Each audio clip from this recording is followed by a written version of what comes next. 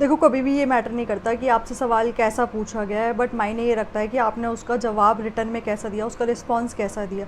हो सकता है आपसे सवाल बहुत ही बदतमीज़ी से पूछा गया हो, मगर दुनिया याद क्या रखती है कि भाई उससे ये सवाल पूछा गया था और उसने इतने प्यार से उसका रिस्पॉन्स करा। मैं ये नहीं कह रही कि हर टाइम पर आपको पोलाइट रहना चाहिए, बट जहाँ पॉसिबिलिटी है वहाँ पर आप आराम से बात करो सबसे। और ये चीज़ें हमें पहले से सिखाई गई है, मैंने तो सीखी है बचपन से ये चीज़ कि घर वाले कहते हैं कि भाई तुम अगले घर जाओगे ना, वहाँ पे थोड़ा हालिमी से रहना, थोड़े प्यार से रहना, क्योंकि तभी आप रिश्ता निभा पाओगे। इस चीज़ में मैं थोड़ा सा अग्री करती हूँ, थोड़ा सा अग्री नहीं करती हूँ, क्योंकि सबके अपने अपने ओपिनियंस होते हैं। बट मेरा ओपिनियन यही है कि जितना स्मूथली चीज़ें आप करा सकते हो ना किसी से, या खुद से भी कर सकते हो, तो उतने आपको पॉजिटिव आउटकम्स मिलेंगे। बट जितना आप गुस्से से काम कराओगे, जितना चिड़चिड़े रहोगे, उतना आपका काम खराब होता चला जाएगा। तो उसके लिए मेरी एडवाइस है कि जब भी सामने वाला इंसान आप पे चिल्ला रहा हो, कुछ कर रहा हो, और आपको लग रहा है कि आपकी चीज़ें आउट ऑफ कंट्रोल जा रही है और मेरे हाथ में अब कुछ भी नहीं है, तो भाई एक गिलास पानी ले लेना। उसको ये नहीं है गटक लेना है, पी लेना है, उसको अपने मुंह में ही रखो जब तक सामने वाला चिल्ला रहा है, कुछ भी करे। उससे होगा क्या कि भाई आप जब तक सामने वाला चिल्ला रहा होगा आप कुछ बोल नहीं पाओगे। Rather than indulging into an argument, it's better कि आप उस समय पे चुप रहो, और जब मामला थोड़ा ठंडा हो जाए, शांत हो जाए, फिर दूसरे इंसान को समझाओ कि यार ये बात इस तरीके से भी कर सकते हैं और ऐसे भी ये काम कंप्लीट कर सकते हैं। मुझे लगता है कि फिर आप जब बाद में समझाओगे तब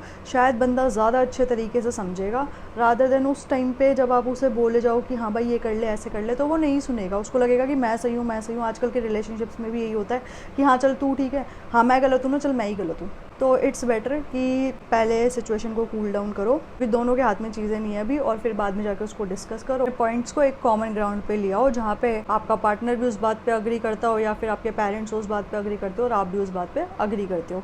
अब गुस्से को कंट्रोल करने के बहुत सारे तरीके हैं जो मैं आज इस पॉडकास्ट में डिस्कस करने वाली हूँ। मेरा नंबर 1 तरीका है कि स्टार्ट काउंटिंग। काउंटिंग ये नहीं कि 1 2 3 4 5 6 7 8 9 10 पूरा शुरू कर दो और कुछ ध्यान ही नहीं है, बट काउंट जब कर रहे हो ना तो आपका फोकस, आपका अटेंशन सिर्फ उस चीज़ पे होना चाहिए। चाहे तो आप 1 से 10 तक की काउंटिंग कर लो, या फिर उल्टी गिनती भी आप शुरू कर सकते हो, रिवर्स काउंटिंग कर सकते हो, 10 से लेके 1 की कर लो, या फिर जिसके अंदर बहुत ही ज़्यादा गुस्सा है तो वो 1 से लेके 100 तक की गिनती शुरू कर ले, और 100 से लेके फिर दोबारा 1 तक की गिनती कर ले। इससे होगा क्या, आपका जो अटेंशन है ना वो डाइवर्ट हो जाएगा। रादर देन जो आप नेगेटिव थॉट्स सोच रहे हो या आपको किसी ने क्या कहा उसके बारे में सोच रहे हो, आपका जो फोकस जा रहा है वो उस प्रेजेंट टाइम पे एक काउंटिंग पे लग गया है। तो उससे होगा क्या, आपके इमोशंस चेंज हो जाएंगे, आपकी फीलिंग चेंज हो जाएगी, और इंसान का जो माइंड है वो डिस्ट्रैक्ट हो जाएगा। तो इसलिए इसको बोलते हैं नंबर 1 तरीका, जो बोलते हैं कि स्टार्ट काउंटिंग। भाई दूसरा तरीका आता है गुस्से को कंट्रोल करने का, स्टार्ट ब्रीदिंग। प्रैक्टिस ब्रीदिंग की मतलब आप गहरी सांस लो उस टाइम पे जब भी आपका मूड ख़राब है, आपको बहुत तेज़ गुस्सा आ रहा है। Breathe in, breathe out. इससे होगा क्या भाई कि आपकी जो बॉडी है ना, जो आपकी बॉडी में एकदम से रश हो गया है, या फिर आपको बहुत, कई बार ऐसा होता है कि कुछ लोग गुस्से में बहुत सारी चीज़ें तोड़ भी देते हैं, अपना ही नुकसान कर लेते हैं। तो उससे क्या होगा, जब आप ब्रीदिंग प्रैक्टिस में आते हो ना, तब धीरे धीरे आपकी बॉडी भी काम डाउन होने लगती है और आपका जो अग्रेशन लेवल है वो थोड़ा कम होने लगता है। तो start breathing practice, breathe in breathe out. ये नहीं कि आपने सिर्फ 4 बार करा, 5 बार करा, हो गया, नहीं। इसको अपने डेली के शेड्यूल में ले आओ, डेली के रूटीन में ले आओ। जो उनकी बात कर रही हूँ जिनका गुस्सा एकदम, मेरा पारा हाई हो रखा है, 100 के लेवल पे गुस्सा है, उन इंसानों के लिए ये कि आप अपने डेली रूटीन में ले आओ ये चीज़ कि आप ब्रीदिंग प्रैक्टिस करो ही करो, चाहे मॉर्निंग में उठ के करो, चाहे रात को सोने से पहले करो, बट आप इसको कम से कम 15 मिनट से शुरू कर लो, बट इसको करो। तीसरी चीज़ आप कर सकते हो, गो वॉक अराउंड। अब इसमें आप या तो किसी पार्क में जाके घूम आओ, या आपको जो भी व्हीकल आपको चलाना पसंद है, आपकी बाइक होगी, आपकी कार होगी, आपकी साइकिल होगी, जो भी है, एक बार उसको लेके आप एक राउंड पे निकल जाओ, ठीक है, अपना आधा घंटा 1 घंटा घूम के आ जाओ। या फिर आप जिससे भी प्यार करते हो या जिससे आपको लगता है कि यार वो मेरा गुस्सा शांत कर सकता है, उसके साथ थोड़ी देर घूम के आ जाओ। तो 3rd नंबर पे आ गया गो वॉक अराउंड। चौथा आता है कि relax your muscle. You can also do some kind of stretchings.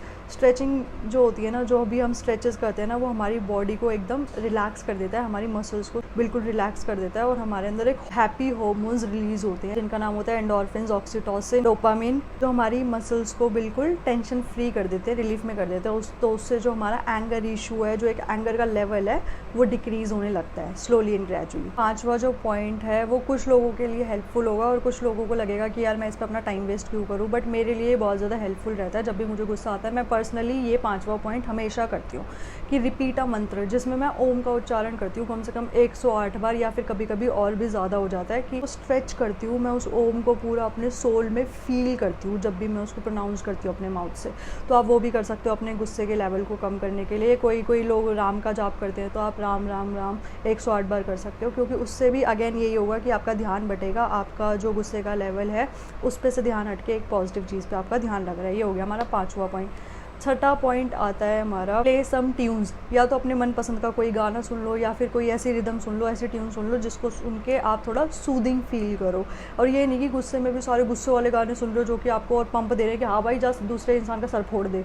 थोड़े अच्छे गाने सुनो जिसको सुन के आप थोड़ा रिलैक्स फील करो और आपका माइंड जो है वो पॉजिटिविटी की तरफ चले जाए। तो मैं क्या करती हूँ, मेरी अगर पर्सनली मानोगे तो मैं तो भाई बहुत सारे भोलेनाथ के सॉन्ग सुन लेती हूँ या फिर बहुत सारे धार्मिक सॉन्ग सुनती हूँ, जिससे मेरा जो गुस्से का लेवल है ना वो एकदम कम होता चला जाता है और उससे मैं रिलेट भी कर पाती हूँ। कभी भी देखना, जब आप नॉर्मल गाने सुन रहे हो ना उससे आपको इतना किक नहीं आएगा, बट जब भी आप ऐसे गाने सुनोगे ना, पुराने गाने हो गए या फिर ऐसे जो थोड़ा स्पिरिचुअलिटी की तरफ है, कुछ गाने होते हैं जो थोड़ी मोटिवेशन की तरफ है, जब आप वो गाने सुनोगे ना तो आपको एक अलग लेवल की किक मिलती है। तो भाई ये था मेरा छठा पॉइंट, प्ले सम ट्यून्स और सॉन्ग्स। नंबर 7 पे पॉइंट आता है स्टॉप टॉकिंग। उस पर्टिकुलर मोमेंट पे आप बात करना ही छोड़ दो जिस टाइम पे आपका आर्ग्यूमेंट हो रहा है या किसी चीज़ में आप क्लैश कर रहे हो या फिर आपको लग रहा है कि हाँ भाई अब मेरा गुस्सा जो है वो बहुत ख़राब लेवल पे जा रहा है और मैं किसी को भी हार्म कर दूँगा या खुद को हार्म कर दूँगा। तो उस टाइम पे स्टॉप टॉकिंग, जब हम बचपन में करते थे ना, जैसे हमसे कोई कुछ जवाब पूछता था या शायद जब हम बोल भी नहीं पाते थे तो हम चुप रहते थे या हमें समझ नहीं आता था कि,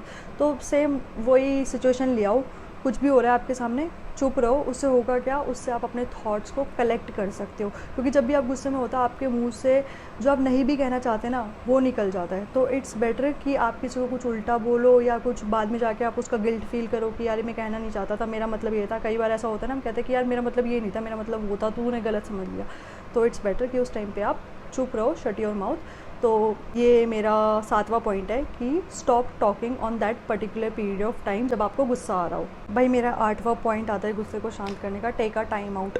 ये नहीं कि जब आपको गुस्सा आ रहा है आप तभी ये चीज़ करो और अपने आप को एक अलग जगह पे ले जाके बिठा दो और अपने बारे में सोचो या वो चीज़ें सोचो जो आप ज़िंदगी में करना चाहते हो, बट आप इसको अपने डेली रूटीन में ले आओ। जब आप अपने आप को पैम्पर करना शुरू करोगे, अपनी सेल्फ केयर करोगे ना, अपने लिए टाइम निकालोगे, तो वो आपको एक अलग लेवल की किक देता है ज़िंदगी में और आप अच्छी चीज़ें करने लग जाते हो।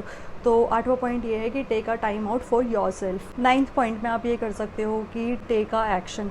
अब गुस्सा आता है हमें तो हम क्या करते हैं कि क्या बोलते हैं, कोई भी एक एक्टिविटी कर देते हैं जो हम एक्शन नहीं भी करना चाहते ना वो कर देते हैं। तो जब आपको गुस्सा आ रहा है, आपको कुछ करना है ना, तो कुछ पॉजिटिव कर दो।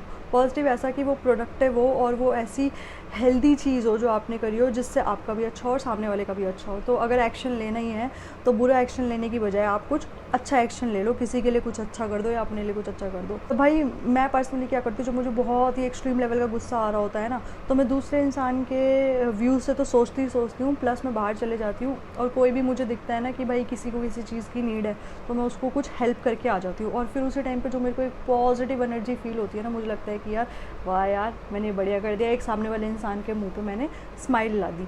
तो ये भी आप कर सकते हो। नंबर 10 पे आता है कि राइट अ जर्नल। अब जर्नल में हम बहुत सारी अच्छी चीज़ें लिखते हैं, बट आप एक काम करो, जिस टाइम पे आपको गुस्सा आ रहा हो ना, जो भी गालियाँ गलो जो भी आपके मन में आ रहा है ना, बहुत ही गंदे शब्द आ रहे हैं, वो सब उस जर्नल में लिख दो, ठीक है। उस टाइम पे क्या होगा कि जब आप लिख रहे होगे ना, आप खुद अंदर से फील करोगे हाय मैं क्या लिख रहा हूँ या लिख रही हूँ, ठीक है। उससे क्या होगा कि आपकी एनर्जी स्लो डाउन होती चली जाएगी, जो नेगेटिव वाली एनर्जी है, और पॉजिटिव एनर्जी जो आपकी वो अपराइज होती चली जाएगी। तो जब आप ऐसा करना शुरू करोगे ना, अपने आप को टाइम दोगे, तो आपका जो गुस्से का लेवल है अगेन वो डिक्रीज़ होता चला जाएगा। और जब आप बाद में उस टाइम पे भी अगर नहीं रियलाइज़ होता, बाद में जब अपना जर्नल लिखोगे और वो वाला पेज पलट के देखोगे तो आपको लगेगा ये मैंने क्या लिख दिया, मैं ऐसा इंसान तो हूँ नहीं। तो you can also do this thing, right a journal. जो भी आपके थॉट्स हैं, आपके इमोशंस हैं, वो आप राइट डाउन कर दो। या फिर कुछ लोग इसको पॉजिटिव वे में भी ले सकते हैं कि कुछ पॉजिटिव चीज़ें लिखो जो आपको एक्सप्लेन करनी है अपने पार्टनर को या अपने लव्ड वन को, अपने पेरेंट्स को, कि नहीं ऐसे नहीं ऐसे चीज़ थी, आप मेरा पॉइंट भी समझो। 11वें पॉइंट पे आता है कि रिहर्स योर रिस्पॉन्स, कि आप जो भी सामने वाले बंदे को जाके बोलने वाले हो या करने वाले हो उसकी रिहर्सल करो कि भाई उसका इम्पैक्ट सामने वाले बंदे पे क्या पड़ेगा। मैंने तो अपनी ज़ुबान से बोल दिया, सामने वाले इंसान ने सुन भी लिया, क्या पता वो इतना पोलाइट हो कि जब आपने उसको बोला तो वो आपका रिएक्शन समझेगा कि यार ये ऐसा इंसान नहीं है जो इसने बोल दिया, चलो ये बात है।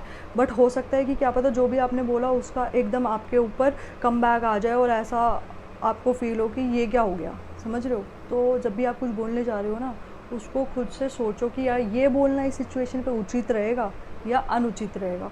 तो ये करना भी बहुत ज़्यादा ज़रूरी है। आप ऐसा करते हो तो आपकी जो एनर्जी है really shows how you gonna approach to the another person, क्योंकि जब आप पॉजिटिव वे में अप्रोच करोगे ना सामने वाले इंसान को, तब आपको पॉजिटिव वे रिटर्न में जवाब मिलेगा। जब आप नेगेटिव वे में अप्रोच करोगे तो डेफिनेटली आपको नेगेटिव वे में ही रिस्पॉन्स मिलेगा। और ये जो टाइम पीरियड होता है ना रिहर्सल का, ये आपको एक रोल प्ले करने में हेल्प करता है कि भाई मैं जो भी सोच रहा हूँ या कर रहा हूँ वो सामने वाले बंदा उस चीज़ का कैसे रिवोर्ट करेगा, कैसे रिस्पॉन्ड करेगा, उसका भी आपको टाइम पीरियड मिल जाता है। जो मैं 12th पॉइंट अब डिस्कस करने वाली हूँ ये मेरा वन ऑफ द फेवरेट है, क्योंकि मैं भी ये खुद पर्सनली करती हूँ। भाई सामने वाला इंसान चिल्ला रहा है बहुत गुस्से में, सारी चीज़ें मैंने हंस देती हूँ।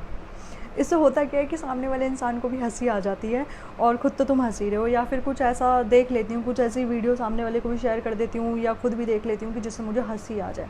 क्योंकि देखो यार, हमेशा है ना, ये डिपेंड करता है आपके ऊपर कि कुछ भी चीज़ सामने से आई है आप उसका रिस्पॉन्स कैसे दे रहे हो। या तो आप सामने वाला इंसान आपका सर फोड़ रहा है, कुछ भी कर रहा है, कि आप भी गुस्से में उसको वही 4 शब्द बोल दो, ठीक है। या तो आप उस सिचुएशन को डाइवर्ट करने के लिए एक दूसरे का माइंड कुछ ऐसा पॉजिटिव बोल दो या ऐसा पॉजिटिव सामने वाले इंसान को भी दिखा दो कि तुरंत ही उसका जो गुस्सा है वो शांत हो जाए। ये होता है मेरा 12वां point. Watch out something funny, और या फिर कुछ ऐसा देख लो जिससे आपको एक किक मिले और आपको हंसी आए। देखो ये छोटी सी चीज़ है, बस आपको अपने फेस के एक्सप्रेशन चेंज करने। जो अपने माथे पे तौड़ी चढ़ाई है ना, जो आपको गुस्सा आ रहा है उसकी जगह आप हंस दो। जब आप हंस दोगे ना तो सामने वाले को भी लगेगा कि हाय यार ये कितना प्यारा है, मैं इस पर चिल्लाई जा रही हूँ। या जो भी है, लड़का और लड़की दोनों के केसेस में ऐसा होता है।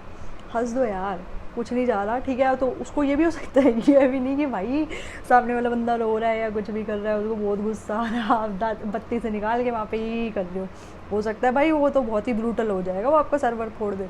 तो इट्स बेटर सिचुएशन के अकॉर्डिंग कभी भी अगर सामने वाले को भी नहीं दिखाना तो अपना गुस्सा शांत करने के लिए आप कुछ ऐसा कॉमेडी ऐसी कुछ वॉच आउट कर लो, कुछ ऐसी फ़नी, आजकल तो बड़ी स्टैंड अप कॉमेडियंस वगैरह चल गई है, वो देख लो जिससे आपको थोड़ी रिलैक्सेशन मिले और आपका भी जो गुस्से का लेवल है वो थोड़ा शांत हो जाए। भाई 13 नंबर का पॉइंट आता है कि प्रैक्टिस ग्रैटिट्यूड। मैंने पहले अपनी पिछली वीडियो में समझाया कि ग्रैटिट्यूड करना, ग्रेटफुल होना हमारी लाइफ में कितना ज़्यादा इंपॉर्टेंट है। जब आप ग्रैटिट्यूड की प्रैक्टिस करना शुरू करते हो ना तो वो आपको न्यूट्रलाइज़ कर देता है कि जो आपकी अच्छी चीज़ें हैं और जिस टाइम पे आपके साथ कुछ गलत हुआ है तो आप अपनी अच्छी वाली चीज़ों पे फोकस करो और जो गलत वाली चीज़ें हैं उनको छोड़ दो, उनके ऊपर फोकस मत करो। तो आपको ये एक न्यूट्रल कर देता है कि यार अगर कुछ मेरी ज़िंदगी में गलत भी हो रहा है तो इतनी अच्छी चीज़ें भी तो हुई हैं। समय के साथ जो बुरी चीज़ें हुई है वो भी कम होती चली जाएगी और अच्छी चीज़ें ज़्यादा होगी। तो प्रैक्टिस ग्रैटिट्यूड। आप 14 नंबर पे ये कर सकते हो कि फॉरगिविंग योरसेल्फ और फॉरगिविंग अदर्स।